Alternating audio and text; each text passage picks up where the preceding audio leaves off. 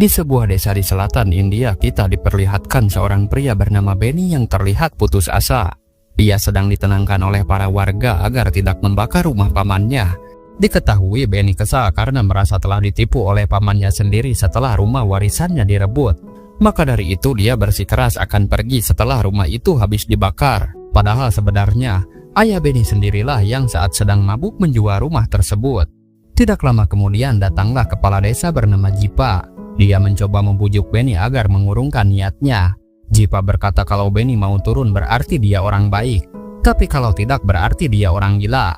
Sekarang Benny diminta memilih, mau disebut orang baik atau orang gila. Namun salah satu warga yang berada di bawah kehilangan kesabaran dan memarahi kepala desa karena dianggap membuang waktu berbicara dengan orang gila. Mendengar itu Benny semakin kesal. Dia malah balik mempertanyakan, apakah dirinya orang baik atau orang gila? Hingga situasi pun tidak terkendali, sampai-sampai Jipa terjatuh.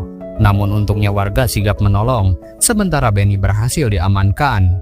Tetapi Benny berhasil kabur dan kembali mengamuk di kebun. Jipa pun bergerak cepat dan akhirnya berhasil menangkapnya.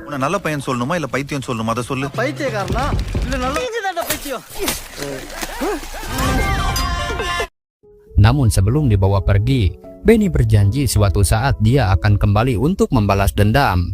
Di sisi lain kita diperkenalkan pada seorang pejabat setempat bernama Tapidu. Dia berambisi ingin menjadi kepala desa menggantikan Jipa, dan segala cara dia lakukan agar warga memilihnya pada pemilu nanti. Kebetulan di desa ini akan diadakan sebuah acara pernikahan, dan sebagai kepala desa Jipa tentu harus memastikan semuanya berjalan lancar. Disinilah kita bertemu dengan Parsu, ayah dari pengantin wanita. Sebagai tokoh penting di desa, Jipa dan Parsu menjalin hubungan yang baik. Parsu pun meminta bantuan agar pasokan air tetap aman selama acara berlangsung. Lalu di belakang rumah, sudah ada beberapa preman setempat yang berjaga untuk menjaga keamanan acara. Dan masih di lokasi yang sama, ada seorang pria bernama Murali, petugas PLTA yang sedang bekerja. Jipa pun meminta tolong kepadanya untuk memastikan tambahan pasokan air tetap aman. Dan tampaknya mereka tidak perlu khawatir, sebab desa ini memiliki tempat penampungan air yang cukup besar. Parsu juga mengingatkan petugas di dapur agar bekerja dengan rapi. Ia menegaskan jangan sampai air atau limbah dapur mengenai rumah tetangganya. Dan tetangga yang dimaksud adalah seorang pria bernama Mani. Namun Mani sendiri justru terlihat murung di tengah suasana desa yang penuh kegembiraan. Dia terdiam membayangkan seandainya putrinya masih ada. Tentu hari ini dia juga akan menikahkannya dengan penuh kebahagiaan. Sementara itu ayah Mani yang sudah lanjut usia bernama Celapa hanya terdiam tanpa komentar. Meski usianya tidak lagi muda dan tubuhnya sudah rapuh, kebiasaan minum secara sembunyi-sembunyi masih sering dia lakukan.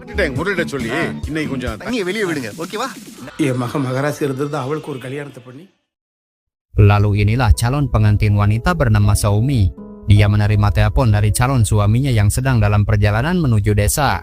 Terlihat jelas Kani, sang calon suami, begitu tidak sabar ingin segera bertemu. Bahkan keluarganya di dalam bus mulai kesal, karena setiap kali Kani menelpon, bus pun harus berhenti membuat perjalanan semakin lama. Di siang harinya, Saumi yang sedang berjalan bersama adiknya tiba-tiba dihampiri seorang pria bernama Ipal. Sejak dulu Ipal memang menyukainya. Namun bukannya berhenti setelah tahu Saumi akan menikah, Ipal justru semakin sering mengejarnya. Bahkan saat ini dia berharap calon suami Saumi mengalami kecelakaan. Mendengar itu jelas Saumi marah dan dengan tegas meminta Ipal untuk berhenti mengikutinya. Hingga sore hari pun tiba, suasana desa semakin meriah. Seluruh warga bersatu meramaikan persiapan pernikahan. Dan di tengah keramaian itu, kita melihat istri Mani menegur anaknya Akil yang sedang berdandan rapi. Dia tahu betul penampilan seperti itu berarti Akil akan pergi keluyuran bersama teman-temannya. Dan jika ayahnya Mani sampai tahu, pasti dia pun akan marah besar. Namun Akil tidak menghiraukan teguran ibunya dan tetap pergi. Sementara kakeknya Celapa juga tampak ikut menikmati suasana dan larut dalam hiruk pikuk perayaan desa.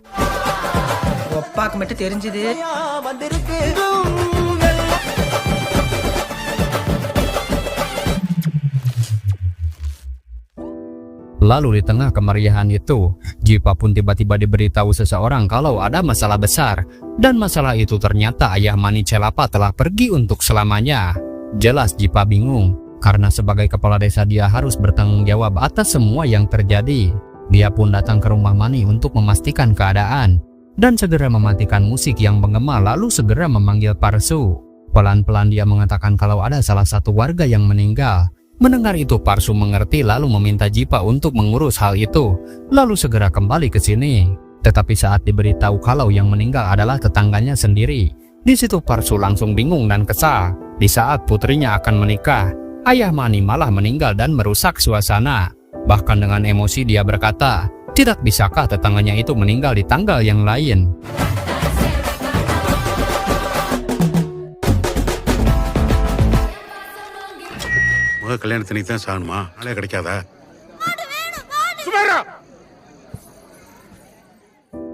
Di situ Jipa meminta Parsu tetap tenang. Dia berjanji akan memastikan acara pernikahan tetap berjalan lancar.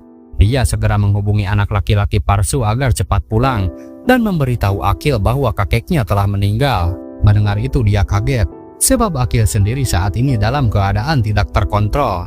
Kondisinya pun terlihat sangat parah, bahkan untuk bangun saja pun tidak bisa. Sementara teman-temannya mengguyurnya dengan air agar cepat sadar. Di sisi lain Jipa pun menemui Mani dan meminta agar jenazah ayahnya segera dibawa ke rumah sakit. Tetapi Mani tidak mau. Dia hanya ingin prosesi pemakaman dilakukan besok jam setengah 11 pagi. Dan arak-arakannya pun harus meriah seperti perayaan. Lalu sebagai kepala desa, Jipa pun harus memimpin upacara itu. Mendengar itu jelas Jipa bingung, karena Soumi juga besok akan menikah di jam yang sama. Tetapi Mani tidak mau tahu, baginya pemakaman jauh lebih penting daripada pernikahan. Tanpa disadari seorang pemuda menguping semua percakapan itu. Dan dia pun segera memberitahu preman yang sedang minum-minum tentang masalah besar ini. Dan jelas mereka senang mendengar ada keributan. Lalu di momen ini Tapidu datang ke rumah yang sedang berkabung. Dia memanfaatkan kesempatan ini untuk mencari simpati masyarakat. Dia berjanji prosesi pemakaman akan berlangsung besok pagi sesuai keinginan Mani.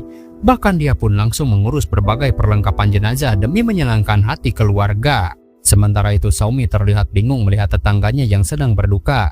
Tidak ketinggalan ibu-ibu yang tadinya ikut berpesta pernikahan, kini mengganti dandanan mereka agar terlihat ikut berkabung lalu pergi ke rumah Mani. Dan di lain tempat, Kani serta rombongan masih dalam perjalanan dan mereka mulai kelaparan. Temannya pun menyarankan agar bus berhenti di restoran. Namun Kani menolak, karena menurutnya ayah mertuanya sudah menyiapkan makanan untuk mereka. Yang akhirnya bus pun diminta segera melanjutkan perjalanan. Di sisi lain Akil kini sudah membaik. Tetapi teman-teman seperjuangannya memilih pergi lebih dulu daripada ikut terseret masalah. Dan ketika pulang, jelas sang ibu kesal karena sudah dibilang jangan keluyuran. Ditambah pulang dalam keadaan basah kuyup.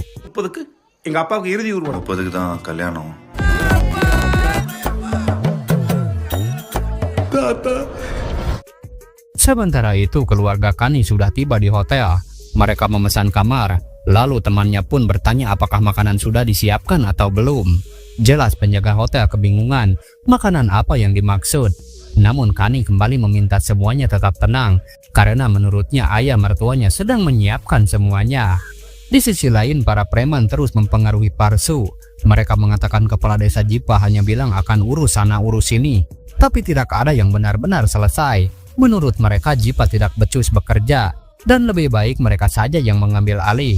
Sementara itu Jipa kembali membujuk Mani. Dia mengatakan bahwa ayahnya Calapa adalah orang besar. Dulu beliau dikenal sebagai preman dan tokoh yang disegani. Maka sudah selayaknya almarhum diperlakukan dengan penuh penghormatan. Di situ Jipa terus memuji-muji Calapa semasa hidupnya. Dia berjanji akan menyiapkan segalanya, termasuk arak-arakan keliling desa dan pelepasan yang meriah. Soal biaya Mani tidak perlu memikirkannya. Semuanya akan dia urus, asalkan upacara dilakukan jam 1 siang. Namun mendengar itu Mani tetap menolak. Baginya ayahnya itu bagaikan dewa. Dan besok upacara harus terlaksana tepat waktu dan tidak bisa diundur. Sementara di hotel teman Kani mulai kesal karena berjam-jam menunggu tapi tidak ada makanan yang datang. Namun Kani kembali meminta mereka tenang. Lalu dia pun segera menghubungi calon istrinya itu.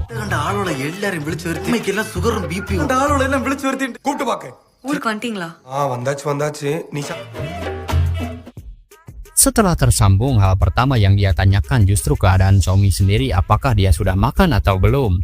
Jelas temannya itu semakin kesal karena merekalah yang sebenarnya kelaparan. Dari situ barulah Kani mengatakan bahwa dia dan keluarganya belum makan, dan Kani bertanya sesuai janji, apakah ayah mertuanya akan mengirim makanan atau tidak. Mendengar itu Somi pun langsung berniat berbicara kepada ayahnya. Namun di rumah, ibu Somi justru malah berdebat dengan suaminya sampai-sampai mereka lupa mengirim makanan untuk keluarga calon menantunya. Di sisi lain terpajang dua poster besar berdampingan di desa. Satu poster pernikahan Somi, dan di sebelahnya poster berduka cita atas wafatnya kakek Calapa. Sementara itu Ipa, pria yang sejak dulu menyukai Somi, tidak peduli dengan semua kekacauan ini. Baginya yang penting Somi terlihat bahagia, maka dia pun ikut bahagia. Singkat waktu Jipa kembali menemui Parsu. Parsu sendiri sudah tahu bahwa Jipa tidak berhasil membujuk Mani. Dengan putus asa dia berkata, lebih baik dia mati daripada harus menanggung malu di hadapan keluarga menantunya. Dan di balik jendela lagi-lagi para preman terus menghasutnya. Di situ Jipa pun tidak habis pikir, sebab dua tetangga ini sama-sama keras kepala, tidak ada yang mau mengalah. Lalu dengan tenang Parsu menjelaskan bahwa dirinya hanyalah seorang ayah. Dia hanya ingin melihat putrinya menikah dengan bahagia. Setelah itu dia merasa bisa mati dengan tenang. Calapa memang sudah meninggal, dan pada akhirnya hanya akan menjadi abu. Sementara putrinya baru saja akan memulai kehidupan yang baru. Maka dari itu, Parsu pun memohon agar Jipa bisa membantunya. Mendengar itu jelas membuat Jipa semakin bingung. Dan dia pun punya cara dengan memanggil istri dari kedua belah pihak. Setelah mereka bertemu, Jipa mengatakan kalau dirinya sudah bolak-balik kedua rumah. Tapi suami mereka sama-sama tidak ada yang mau mengalah. Di situ ibu Somi berkata kalau calon menantunya sudah datang. Dan mana mungkin pernikahan dibatalkan. Bahkan istri Parsu sampai rela sujud kepada istri Mani. Namun istri Mani pun mengerti, karena baginya Somi sudah seperti anaknya sendiri. Lalu demi tetangganya itu, dia pun berjanji akan mencoba membujuk suaminya.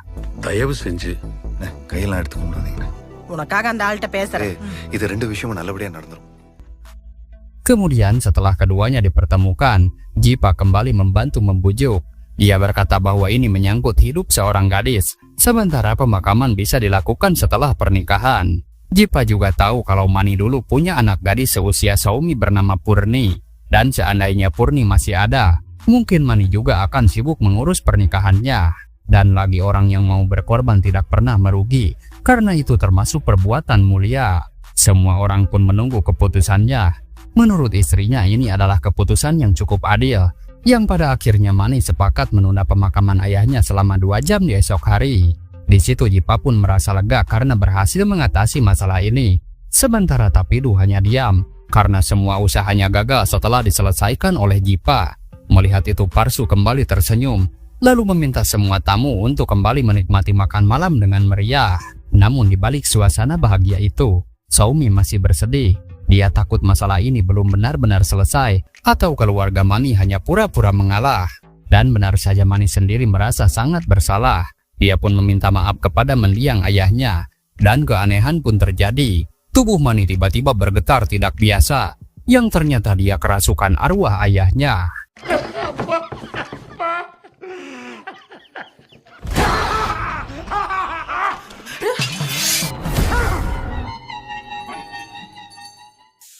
Kabar itu pun langsung menyebar dengan cepat. Sementara arwah Calapa bersikeras ingin dimakamkan jam 10:30 siang. Lalu dengan kejadian aneh ini, Jipa pun harus kembali dihadapkan pada masalah baru. Sementara Tapidu yang melihat ini tersenyum senang. Dan kali ini Parsu pun benar-benar muak.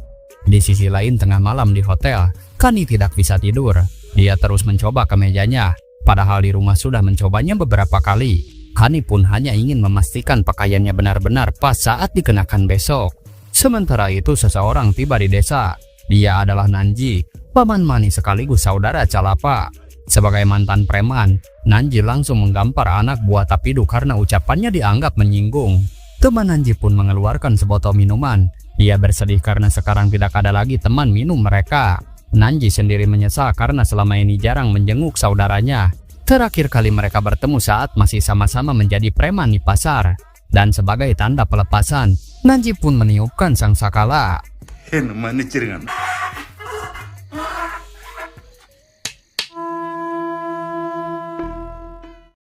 Ternyata Tapidulah yang memanggil mereka. Bukannya menenangkan keadaan, dia justru ingin membuat situasi semakin kacau. Benar saja Nanji dan orang-orangnya langsung mencari tahu masalah di rumah Mani. Dia tidak akan pergi sebelum memastikan Calapa dimakamkan besok pagi. Sementara pembicaraan itu pun terdengar oleh preman-preman yang mendukung Parsu. Dan tepat di belakang mereka, Murali, pria yang di awal film bekerja mengurus tangki air, tetap semangat memeriksa stok air desa agar tetap aman. Di benak Jipa, dia merasa sesuatu yang buruk akan terjadi, entah kepada Mani atau kepada Parsu.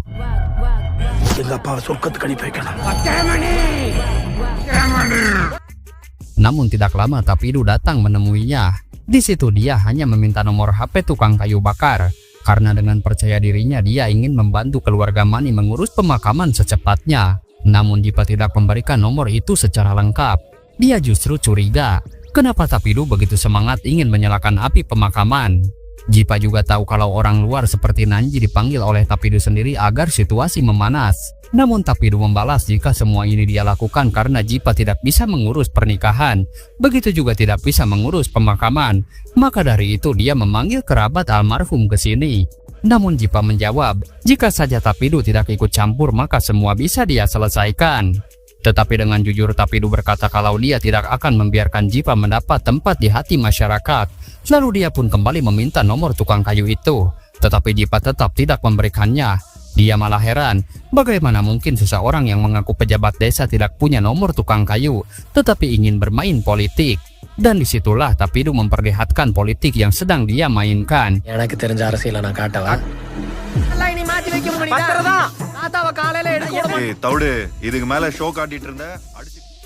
Lalu siapa sangka, dia pun langsung memulai kekacauan.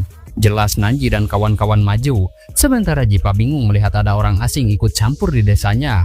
Lalu Akil pun tiba-tiba datang dan menyalahkan pamannya yang baru terlihat peduli setelah kakeknya meninggal. Tetapi Mani segera datang dan menampar anaknya. Baginya hanya Nanjilah satu-satunya saudara yang masih peduli. Melihat itu anak Parsu merasa tidak enak dan ingin menolong Akil. Namun Mani sangat benci melihat keluarga Parsu menyeberang ke wilayahnya. Jelas di situ Parsu pun tidak terima. Dia kembali mengungkit luka di masa lalu. Dia berkata jika semua ini terjadi karena Mani iri kepadanya. Sebab Purni putri Mani tewas setelah melompat ke dalam bak air desa. Hingga menyebabkan desa kekurangan air. Dan sekarang Mani membuat drama agar pernikahan Saumi gagal sebagai balas dendam di masa lalu. Jelas Mani tidak terima. Dia pun menuduh Parsulah penyebab kematian putrinya. Karena Purni dulu dipermalukan di desa oleh gosip yang disebarkan oleh Parsu sendiri. Hingga dia pun memilih melompat ke bak air daripada terus menanggung malu. Dan Tapidu pun memperkeruh keadaan dengan memperjelas cerita di masa lalu. Namun entah benar atau tidak, katanya seminggu setelah dipermalukan, Purni pun diketahui sedang hamil. Dan itulah yang disebut-sebut sebagai penyebab kematiannya. Dan intinya di desa ini kalau menemukan ular kecil, ceritanya pun bisa berubah menjadi anaconda. Yang artinya masalah kecil akan selalu dibesar-besarkan. Hingga perdebatan sengit pun tak terhindarkan. Somi yang sudah muak akhirnya keluar. Dia berkata jika ada yang berkelahi lagi, maka dia juga akan melompat ke dalam bak air itu. Dia sadar tidak ada yang benar-benar peduli pada pernikahannya atau pada kematian kakek Calapa. Yang mereka pedulikan hanyalah kebencian masing-masing.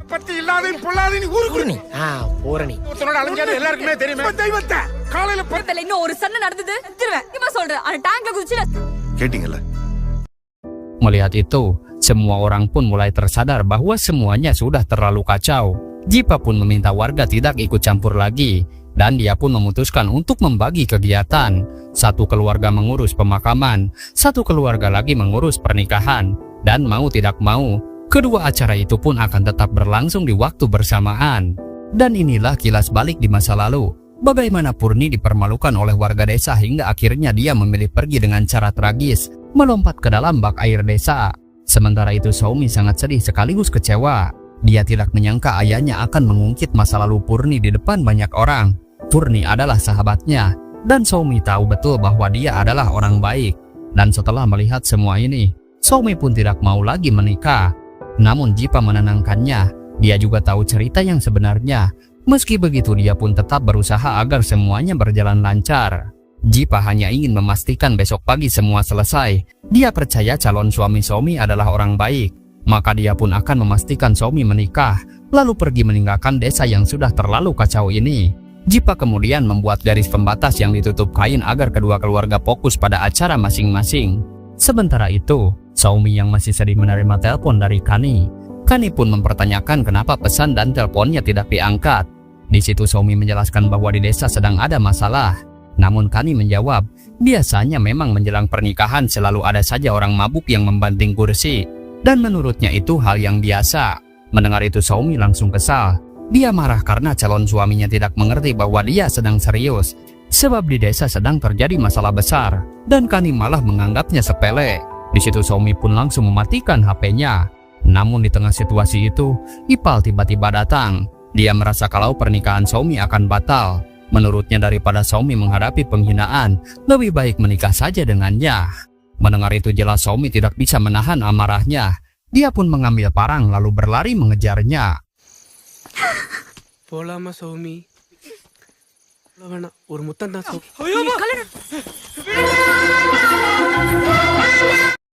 Sementara Murali yang berjaga di dekat bak air samar-samar melihat pengantin wanita itu berlari menjauh bersama seorang pria. Dan di hotel Kani pun mulai galau berat. Dia bingung kenapa tiba-tiba calon istrinya marah-marah. Dia pun merasa ada sesuatu yang tidak beres. Namun temannya justru menyalahkan Kani. Sebab ini sudah hampir pagi. Seharusnya dia tidur dan tidak terus-menerus menelpon Xiaomi.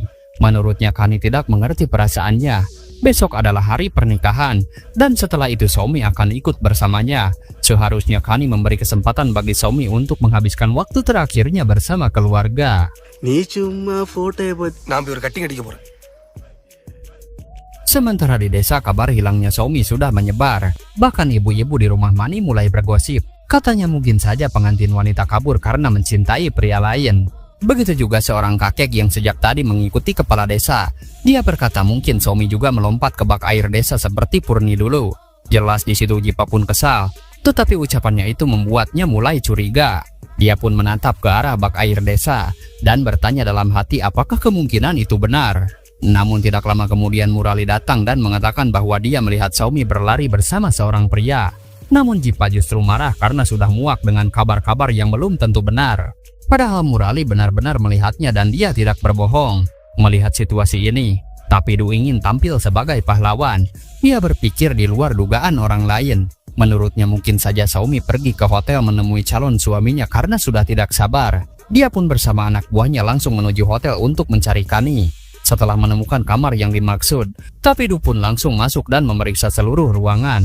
Dia mencari keberadaan Xiaomi. Di situ jelas Kani bingung karena ada seorang pria yang tidak dikenal masuk begitu saja dan memeriksa kamarnya. Namun dia tidak peduli siapa Tapidu. Kani pun menuntut penjelasan ada apa sebenarnya.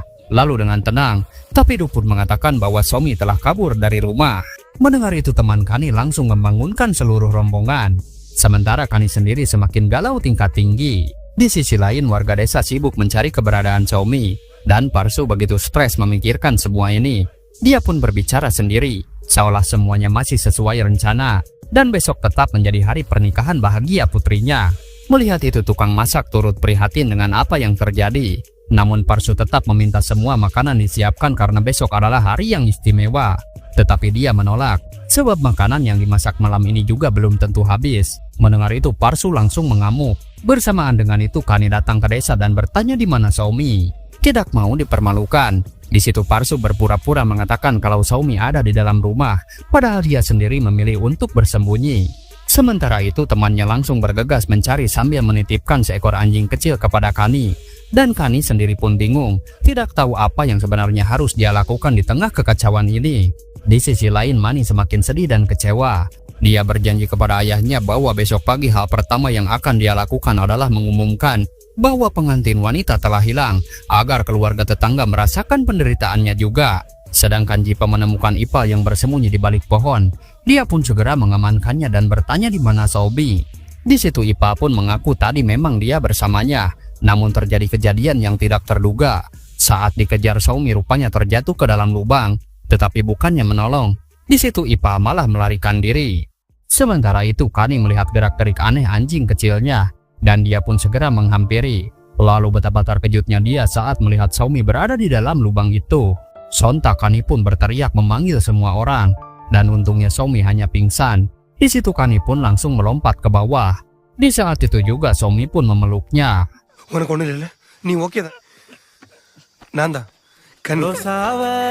கோழியில என்னடா ரொமான்ஸ்? தாலி கட்ட வேணாமா? ஊரே உங்களை தேடிட்டு இருக்குடா. மேல வாங்க. Hingga pagi pun tiba, sesuai rencana acara pemakaman tetap berlangsung. Namun Parsu yang belum mengetahui kebenaran mengira keluarga Mani telah menyembunyikan putrinya, dan dia pun tidak bisa tinggal diam. Dia segera mengambil senjata, masuk ke halaman rumah Mani dan mengancam agar putrinya dikembalikan. Di saat itu Jipa pun sadar bahwa Parsu belum tahu jika Somi telah ditemukan.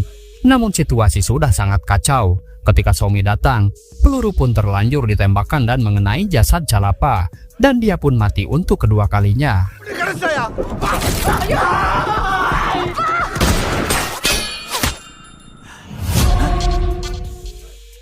Melihat itu semua orang marah, termasuk Nanji yang langsung menyerang Parsu. Hingga pertengkaran antar saudara pun pecah di tanah yang sama. Untungnya Jipa berhasil melerai mereka. Namun anak buah Nanji yang gegabah malah melempar bom ke wilayah rumah pengantin. Di situ Jipa pun hilang kesabaran dan menghajar pria tersebut. Namun Mani juga semakin tidak terkendali, sehingga perang dan kekacauan tidak bisa lagi dihindari. Sedangkan Tapidu memilih cuci tangan. Dia menghubungi polisi dan menuduh Jipa sebagai penyebab semua kekacauan ini. Sementara beberapa teman Nanji berlari ke dekat bak air dan mengepung seorang pria yang naik ke atas bak tersebut. Pria yang mengejar membawa tas berisi bom, tetapi karena ceroboh, tas itu pun terjatuh perlahan dan tidak bisa diselamatkan. Sayangnya Jipa terlambat, karena bom itu sudah terlanjur meledak. Jelas masalah baru pun akan segera datang. Bak air pun mulai goyah, perlahan retak lalu runtuh menumpahkan ribuan liter air di sekitarnya.